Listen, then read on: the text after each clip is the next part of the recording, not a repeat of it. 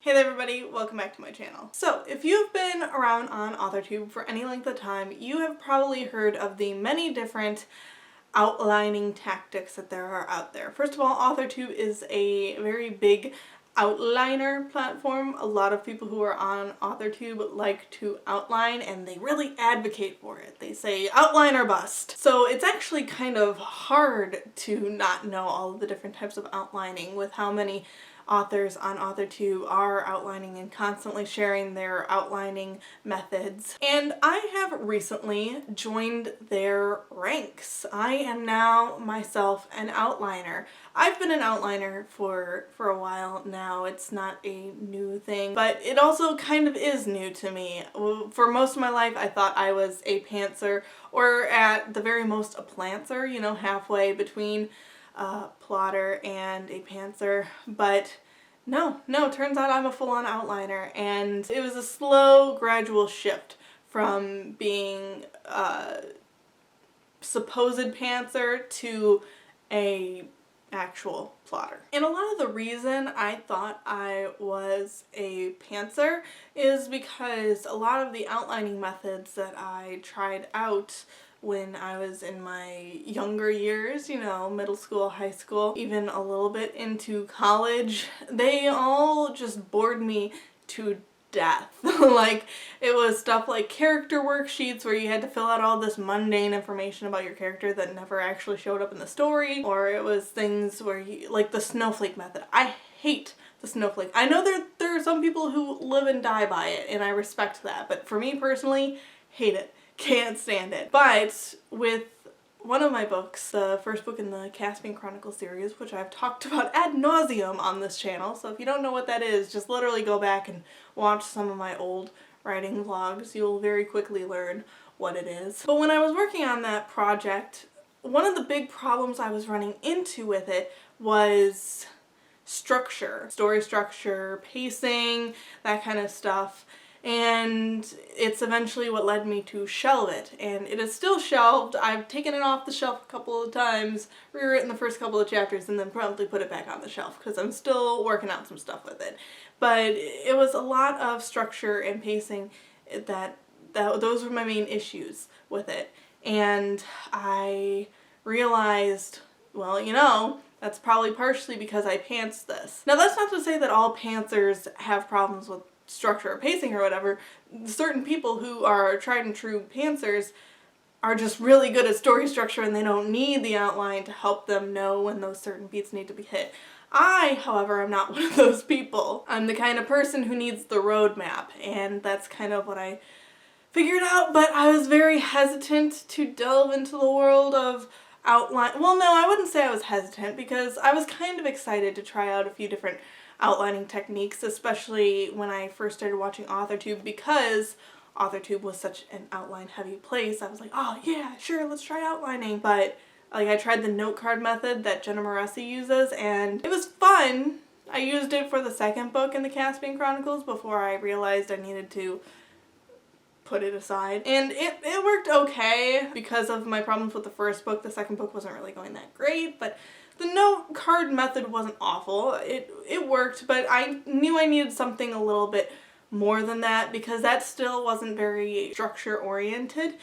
It was, you know, like you just write out scenes that you want to put in, you put them on note cards and you can like rearrange them and that's all great, but if you don't know what structure it needs to be in the first place, it doesn't do you much good. So that didn't really work out for me. And I think I tried a few other things. I did try the snowflake method, and then I tried a couple of other things. And then I learned about the 3-act, 9-block, 27-chapter outlining structure. And that's actually what I used to outline my book that I've been calling Cute Gay Rom-Com Novel. That's just like a code name for it. That's not the actual name of the book, but that's what I used to outline that book. And lo and behold, it worked really well. I actually am really happy with how it turned out. I think that that outline definitely helped. The structure was by far way better than anything I'd previously written without an outline. So that pretty much solidified for me that I was an outliner. Though it was a very bare bones outline, and so I did end up having to rewrite it a few times just to really polish it up, get the structure where it needed to be, but it worked really well. And technically, I guess I would say that that outline put me more in the plantser category than anything else because again, it was very bare bones. It gave me a lot of wiggle room and whatever, which was great for that book, but I, again, still had to rewrite a ton of things, add in things that I forgot to add, you know, kind of oomph it up a little bit. I am an underwriter, and so I had to kind of fill it up with stuff. But then I had heard about this other outlining method, which was called the Save the Cat beat sheet. And it came from this screenwriting book, actually. And so I got the screenwriting book because I was actually interested for a while in screenwriting. I still am, but it's kind of on the back burner right now, especially with how close I'm getting to to querying QK rom-com novel. I just don't have time for a screenplay right now. So I bought that version, the screenwriting version, and it was okay, but I wasn't really in love with it. I was like, oh, I don't know if I'd really use this. But for Christmas, I asked my mom to get me the novel version, you know, because I was like, maybe it'll be different, maybe it'll help me out a little bit differently than the screenwriting version did. And so she got it for me, and let me tell you, I read this sucker in like 2 days max. And not because it's like it's not a tiny book. It is a relatively decent sized book. And as you can see from the little tabs I put in, obviously I thought that there was something here. And boy howdy did I, and do I. And so all of that lead up is to introduce you to today's video topic, which is me ranting and raving about how amazing the Save the Cat Writes a Novel technique is, I guess. And this is basically me trying to convert you in a nice way. And, you know, if at the end of this you say, you know what, no, I don't want to do that, then you know what, that is your choice. But I feel like people don't really describe exactly why this outlining method is so amazing and why it could help even pantsers, I think. Bear with me, but I think even pantsers could benefit from this book. So I'm going to deep dive into this book. I'm going to tell you exactly what I love about it and why I think it is so invaluable. And the tabs I have here are actually going to help me with that, because I have the tabs in here for the current book that I'm working on, Clone Novel. I have certain things marked so that I just can jump to them really quickly. But also, those things that I jump to are the things that I think are invaluable. So overall, what I love about this book is that it really digs into what makes a story a story. For example, the very first thing that this book has you work on is your main character, and they talk about, you know, what makes the character worth being the hero of the story. So like it has you give them a problem, which is like a flaw that needs fixing. You know, maybe they're selfish at the beginning of the novel, and then by the end they need to not be selfish. You give them a want, which is the goal that your hero is pursuing. It might not be exactly what they need, and a lot of the time it's not what they need. You know, maybe the character is selfish and they're pursuing a promotion that would benefit them, but maybe not other people, but because they're selfish, that's what they want. That's what they're driven to get. And then you also give them a need, which is like the actual life lesson that they have to learn. So the need is what's going to make them unselfish. So maybe what they need is, you know, the people that they work with to like them, to have kind of a family bond with them. And they're not going to get that if they get that promotion, and they have to learn to be selfless and give up the promotion to be able to have that sort of bond with their coworkers. This is just literally coming off the top of my head. I don't know if it makes sense, but like that I think is really cool because it's so true to every story we've ever read, you know? You need a character arc. You need them to start somewhere and end somewhere, and this is a great way to think about it. And it's really cool because this book also gives you examples of the different types of needs that your character might need. They've got like forgiveness, love, acceptance, faith, fear, trust, survival, selflessness, responsibility, or redemption. And pretty much any need can fall into these categories in some way. Like forgiveness, it can be forgiveness of yourself, forgiveness of others. If you go to selflessness, like we were talking about, it could be sacrifice, altruism, heroism, overcoming greed, etc. And so I really utilize this a lot. I've been using this outlining method for a couple of books now. I am currently in the process of writing a book that I'm calling Clone Novel, and it's the first one I ever used this outlining method on, and it's going super well. And this setting up my character using this method, I feel really made my character fuller. I always kind of have trouble with characters, especially character arcs. I myself am not good at character arcs. I just don't think about them. That's not the first thing that comes to my mind when I think about my story, and usually the first draft is completely devoid of a character arc, and that's something I have to add in.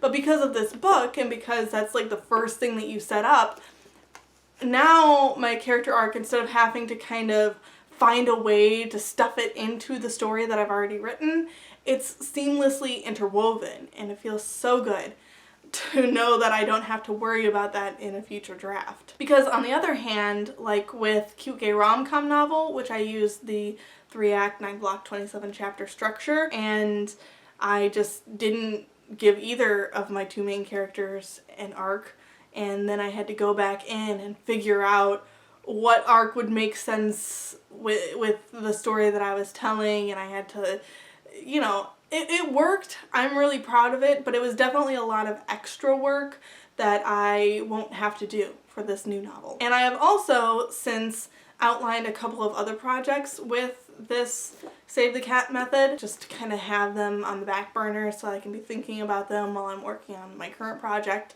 And they all feel so full and good, and it's very exciting to feel that way about a book, feel like I won't have to do a million rewrites just to get the bare minimum into my story. So then the next thing that this book gives you is the beat sheet, and this very much differs from the screenwriting version, because the screenwriting version, the beat sheet comes like a lot later, and he talks about a lot of other stuff that honestly I didn't give two shits about. So definitely, if you're going to use the Save the Cat beat sheet method, use this book to do it. But the next thing is the beat sheet, and I know that some people might argue against outlining, especially with this kind of beat sheet, by saying, if every story uses this kind of structure, like every single story uses this kind of structure, like won't they be predictable? But I would say no, because you'd be surprised how many stories actually use this beat sheet method and aren't at all predictable or boring. And in fact, this book actually gives you, for each of the different Save the Cat genres, which are different from normal genres, for each of those genres it gives you an example of a book that used this beat sheet method. Like maybe they didn't purposely do it, but it follows the same beats. And they're all so different. They all feel so different, but they follow the same beats and same structure, and overall it makes it feel like a full story as opposed to feeling predictable. And the way I'd argue it is that it's kind of like a recipe for pumpkin pie. If you don't have pumpkin, you don't have spices, and you don't have pie crust, you're not going to have a pumpkin pie. You're going to have something else. Similarly, if you don't have, say, a catalyst or a fun and games section or a midpoint or a Dark Night of the Soul or a finale, you won't have a story. But I'd argue it's also like a pumpkin pie recipe in that there are different little tweaks to it that you can make to make it your own. So maybe you have to have the basics, you have to have the pumpkin, you have to have the spices, you have to have the pie crust, but maybe you have your own special recipe for the pie crust that makes it even flakier, or maybe buttery or something, or maybe you have extra spices that you put in that nobody else thinks to add that makes it just a little bit better than a store-bought pumpkin pie. It's the same with this beet sheet. You know, you gotta have those major beets, but, you know, maybe you twist things around. Maybe you put this one beet before this other beet, which normally wouldn't make sense, but for your project, that's what works. Or maybe it's just in the minor details. Maybe you keep all of the beets exactly the same, but it's what you do in the beets that matters. So that's why I think the beet sheet is so amazing and why it's worth listening to and following, because it gives your story structure that it needs to make it a story.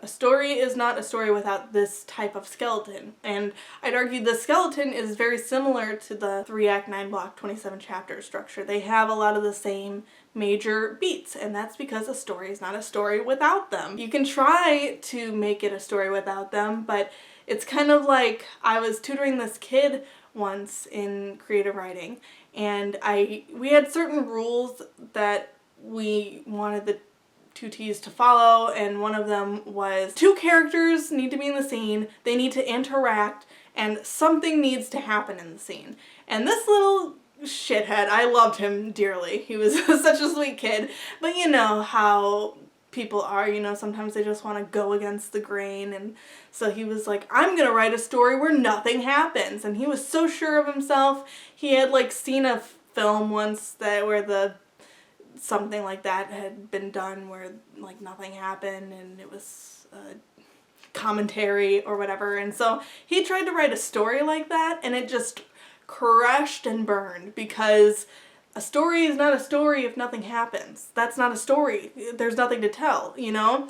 So similarly, if you try to be a little asshole and you try to say, I will write a story, but it won't have a midpoint, or it won't have an inciting incident, or whatever else, go ahead, I guess, but it's not gonna be a story then. It's gonna be, I don't even know how you would do that. I don't know how you would write a story without those beats. They are just naturally there, whether you mean to do it or not. Like, even in my worst stories that, you know, the structure was terrible, they had an inciting incident, they had a midpoint, they had a dark night of the soul. Like, it just was, you know? I didn't even know about this method at that point, and it's just inherently that's what's in a good story. So yeah, this book is just great because it really lays out those beats for you. It tells you briefly what they are, and then it goes into more detail later on, and it gives you examples from other books that had these beats and like what happened in those beats, so you kind of understand exactly what is expected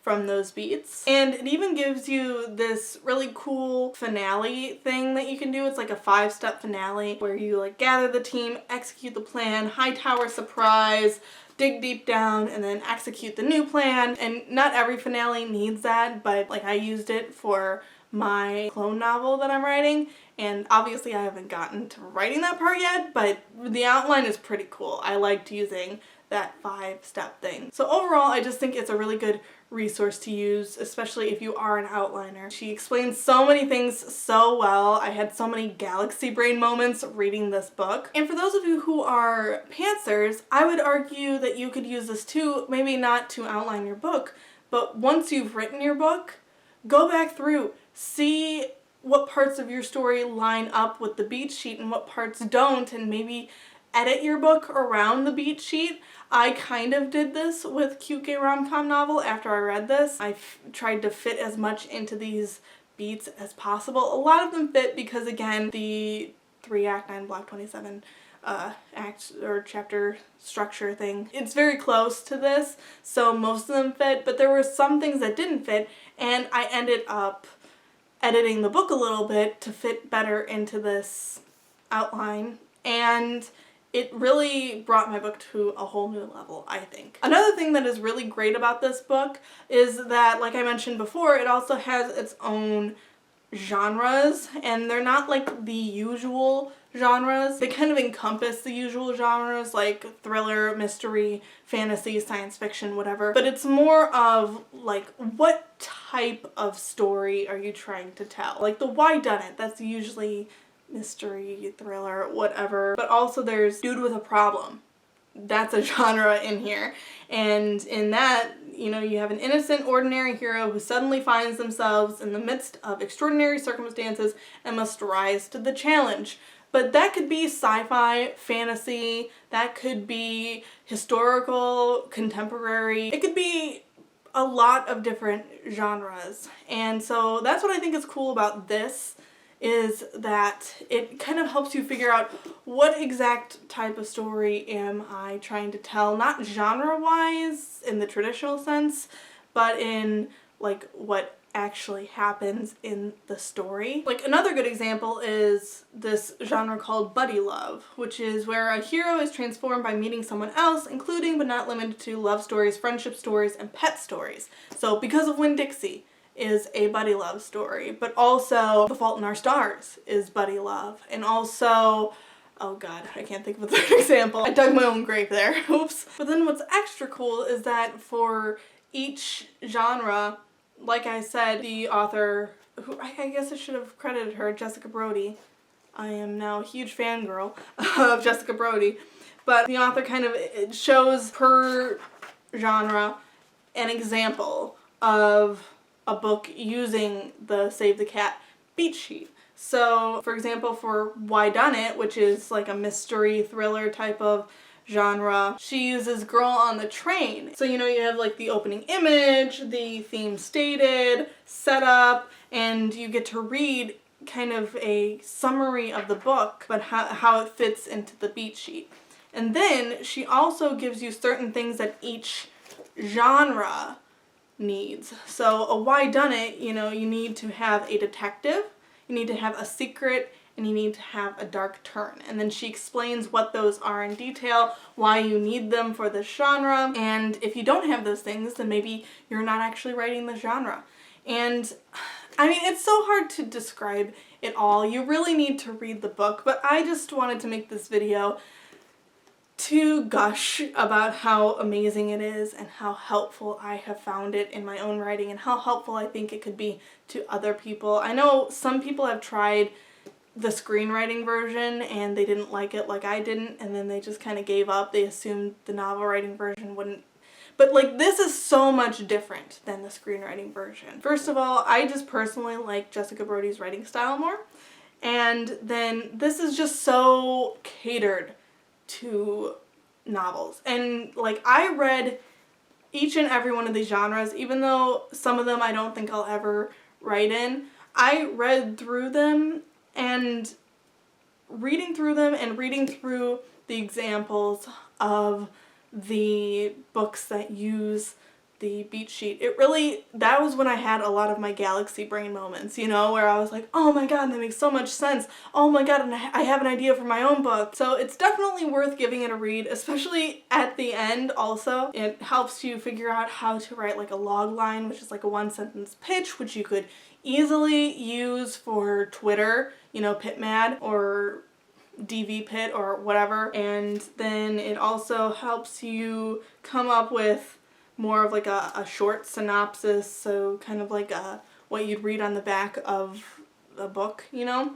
So that could help you either come up with your summary for your query letter if you're going to query your book, or if you are an indie author, it could just help you write the back cover copy. And then at the end of the book, there's just a ton of other really cool resources that she gives you. She gives an example of kind of what, if you're going to use a note card method with this beat sheet, what that should kind of look like with all of your beats laid out. She also gives an example of her own book written out as a in the beat sheet, but she did it two ways. First, the one she did when she was outlining originally, and then what her book ended up being. And so it says before and after, and you can just kind of see how her beat sheet shifted and everything after she was writing it. So it's very flexible still, even though it may feel rigid, it's a very flexible outline that you can kind of,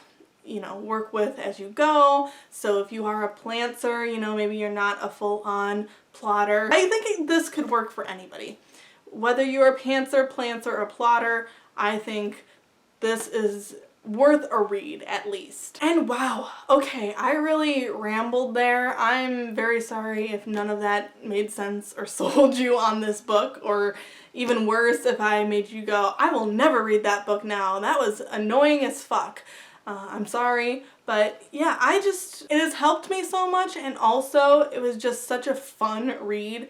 Maybe I'm just a dork who likes reading craft books, but I really don't. That's the thing too, I hate craft books.